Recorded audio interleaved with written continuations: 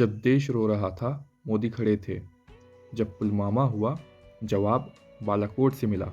दुनिया चुप रही लेकिन हिंदुस्तान बोला, मोदी है तो जवाब भी है और इरादा भी।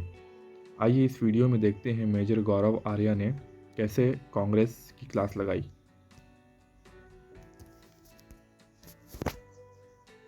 ये तब तक आप बिल्कुल ठीक कह रहे हैं। I agree with you. देखिए सुनिए, बिल्कुल पाकिस्तान ये पंजाबी जवानों की लाशें उनके गांव तक हिंदुस्तानियों ने पहुंचाई जी। 71 में हो चुका है जी। देश तक को तोड़ दिया जी। फिर भी ये चीजें कंटिन्यूड है। उसका कारण है, बोल सकता हूं सर, तो उसका ये कारण है कि हम लोग वेट करते हैं पाकिस्तान कुछ करे तब हम बालाकोट करें। अगर आप पहले बालाकोट कर देते तो पुलवामा नहीं होता। मैं ये आपको कह रहा हूं। वर्ल्ड फ्रेटर्निटी को भी ध्यान में नहीं रखना, आपको अपना कंडक्ट भी ध्यान नहीं रखना सर। डिप्लोमेटिक कुछ नहीं, ये सब झूठी बातें, मक्कारी है ये।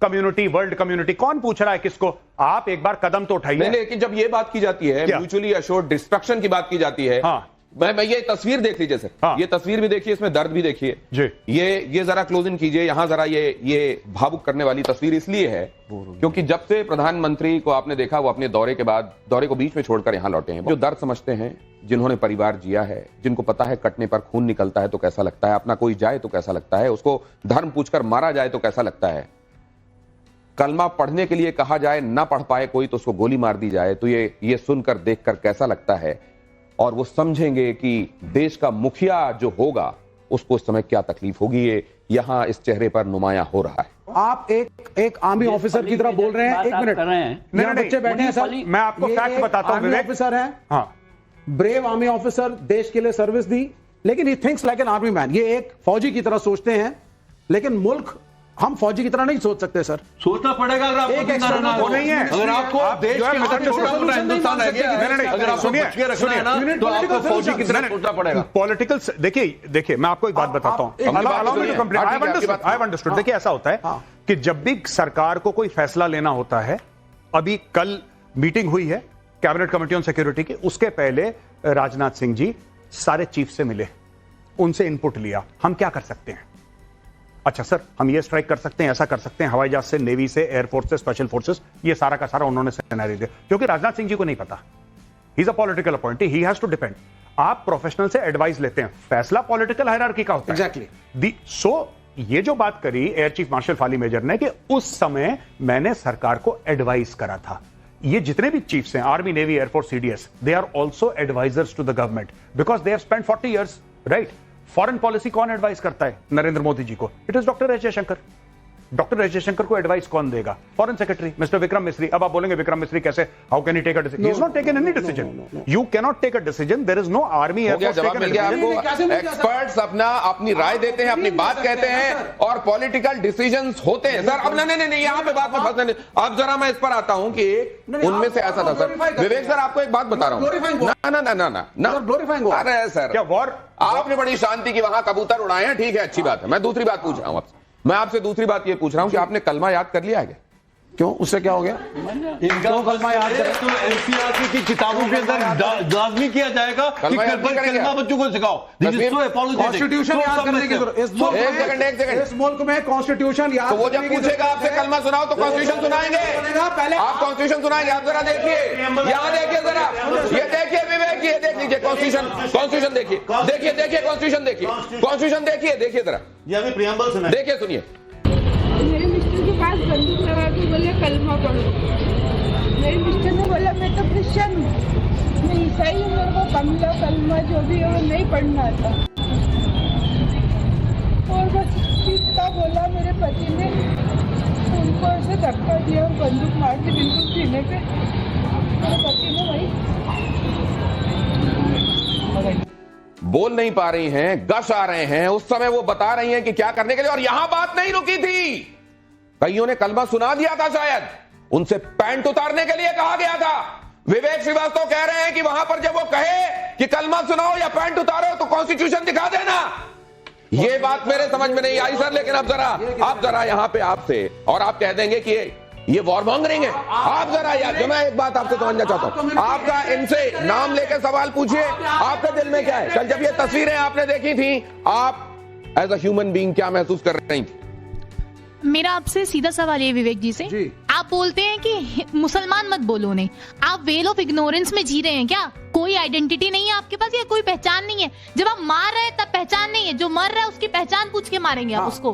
तो अगर एक हिंदू, एक मिनट, अगर एक हिंदू अमेरिका में जाकर के वहां की डिफेंस फोर्सेस को ज्वाइन करता है तो वो क्या हुआ? अमेरिकी नागरिक हुआ या भारतीय? वो मुसलमान बेशक है, वो दूसरे देश का है, उसका मेरे देश के मुसलमानों से कोई लेना देना नहीं है। यहाँ पे देश पूछ के यहाँ पे मुसलमान नहीं होता, दिनेश जी को, मुसलमान होता दिनेश है। जी, उन्होंने बहुत स्पष्ट कहा, और ये शायद अमित जी की बात भी आपको समझ में नहीं आई कि हर मुसलमान के बारे में वो नहीं कह रहे हैं, लेकिन वो कह रहे हैं हर आतंकवादी मुसलमान क्यों निकलता है। अब जरा यहाँ पर मेरा विवेक जी से सवाल है, मैं जानना चाहता हूँ सर, ये आप अपने आप से करते हैं ऐसी चीजें कि कबूतर आए बिल्ली के सामने आंखें बंद कर ले, वो शत्रुबोध होने नहीं दे रहे आप किसी का?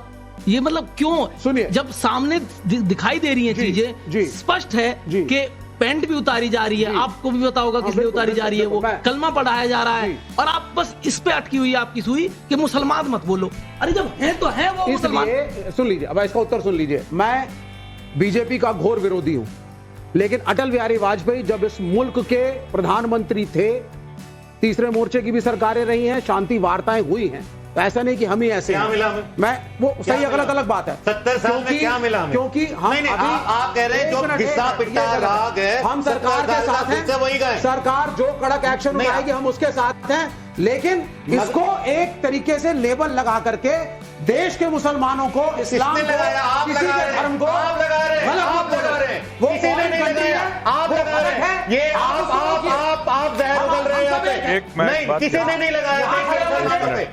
गौरव, इस पर विवेक आपकी बात पर, अमित जी विवेक एक सेकंड, कुछ कह रहे हैं गौरव, कुछ कह रहे हैं, सुनिए जरा। मुझे लगता है इससे ज्यादा नफरत कोई नहीं फैलाता। हमने ये नहीं कहा कि मुसलमान आतंकवादी, हमने कहा आतंकवादी मुसलमान है। ये जानबूझकर ट्विस्ट करते हैं कहानी को ताकि अपना नैरेटिव सेट कर सके, इसके अलावा आप खड़े होकर के कहते हैं कुरान में फलाना लिखा है, बिल्कुल लिखा है, मैं ये मतलब है, मारा, इसका गला काटा गया, और दिनेश जी बैठ के आपको माला भैया हम मैंने नहीं लिखा, मैंने नहीं लिखा, तुम्हें कुछ नहीं,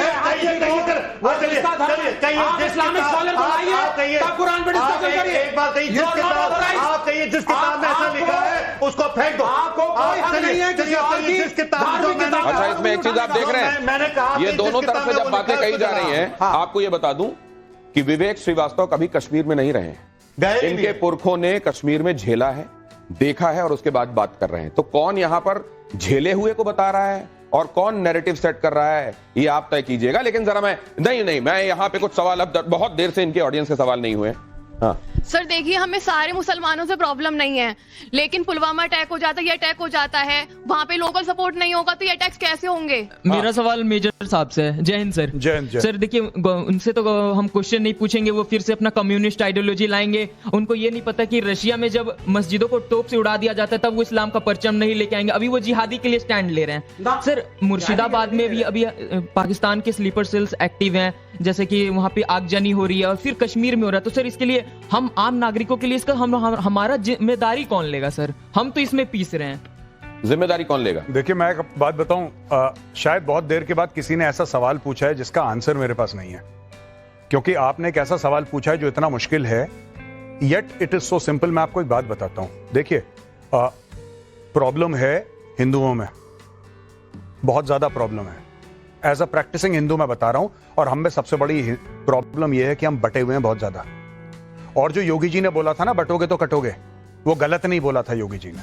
आप कह सकते हैं कि कैसे ऐसे शब्द उत्तर प्रदेश के मुख्यमंत्री यूज कर सकते हैं, but he was absolutely correct. गलत नहीं बोल रहे थे योगी जी, सही बोल रहे थे। अब मैं आपको बताता हूं, ये जो वो बच्ची ने अभी पूछा कि कि without local help, local support कैसे, बिना लोकल सपोर्ट के आप कुछ, मैंने एग्जांपल दिया ना, आप बॉम्बे चले जाइए, आप बिना लोकल सपोर्ट के घर नहीं पहुंच सकते। टैक्सी चाहिए आपको, रेस्टोरेंट में खाना खाएंगे, शॉपिंग करने जाएंगे, वापस दिल्ली तो नहीं आएंगे ना, नोएडा तो नहीं आएंगे शॉपिंग करने के लिए, बिना लोकल सपोर्ट के हो ही नहीं सकता। इसका मतलब ये नहीं कि सारे कश्मीरी सपोर्ट करते हैं, मैं ये नहीं कह रहा। मैं ये कह रहा हूं कि हर जगह ऐसे सेल मौजूद हैं, हर जगह ऐसा लोकल ऑप्शंस मौजूद होते हैं। आप कहीं पे खाना खाते हैं, कहीं से पैसे लेते हैं, कहीं से रेडियो सेट की बैटरी लेते हैं, आपको करना पड़ेगा। सर वहाँ पर जो ये इंसिडेंट हुआ है, इसमें सर सरकार का फेलियर है या नहीं है सर? ये हम इंटेलिजेंस को लेके बार बार बात कही जा रही है, इसका जवाब चाहिए। जी देखिए, ऐसा है कि, और ये भी समझाइए, ये इंटेलिजेंस और एक्शनेबल इंटेलिजेंस जी कैसे डिमार्केट किया जाता है? जैसे हमारे टाइम पे इंटेलिजेंस कैसा आता था कि नवंबर के महीने में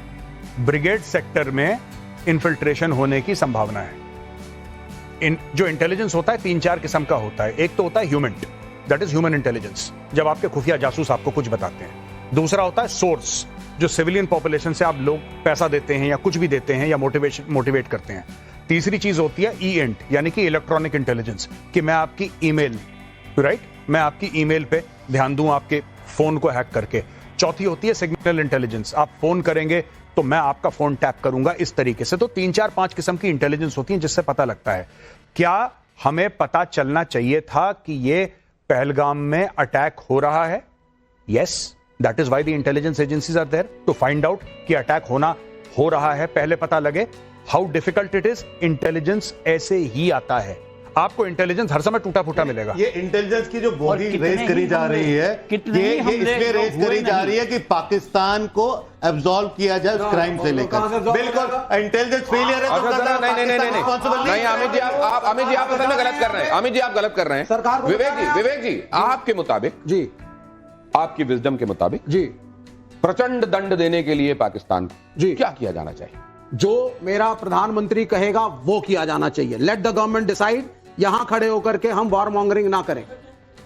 लेकिन जब वो सरकार जब वो कहेंगे ना, जब वो कहेंगे, पार्टीज की मीटिंग बुलाई है, जब वो कहेंगे तो कितनी बार विवेक श्रीवास्तव ने उनके किए हुए को सब्सक्राइब किया है, ये आप सब जानते हैं। पलटेंगे तो पाकिस्तान को वंस एंड फॉर ऑल इलाज करने के लिए आपकी बात हो गई, क्या करना चाहिए? रहा है इंटेलिजेंस का फेलियर रहा है, मुखबरी नहीं हो पाई। तो पाकिस्तान रिस्पॉन्सिबल है या नहीं है? पाकिस्तान रिस्पॉन्सिबल है या नहीं है? पाकिस्तान तो है ही है। तो फिर लेकिन तो मतलब आप कह रहे हैं ये लेफ्ट की आइडियोलॉजी को टो करते हैं। वामपंथी विचारक हैं, वामपंथी विचारक हैं, लेकिन मैं उम्मीद करता हूं कि कुछ दिनों में चाइना जाएंगे वामपंथी विचारक हैं, और वहां जहां मस्जिद तोड़ के टॉयलेट बना दी है जिनपिंग ने, और जहां कुरान का अपने हिसाब से तर्जुमानी करके वो दी गई है, जरा वहां भी घूम के आएंगे और समझे। आप मैं उनके पास नहीं जाऊंगा, अब आपके पास ठीक है भैया, इंटेलिजेंस का कोई मैं आपसे पूछना चाहता हूं, सब कुछ मैं आपसे जाना, मैं अमित से बात कर रहा हूं।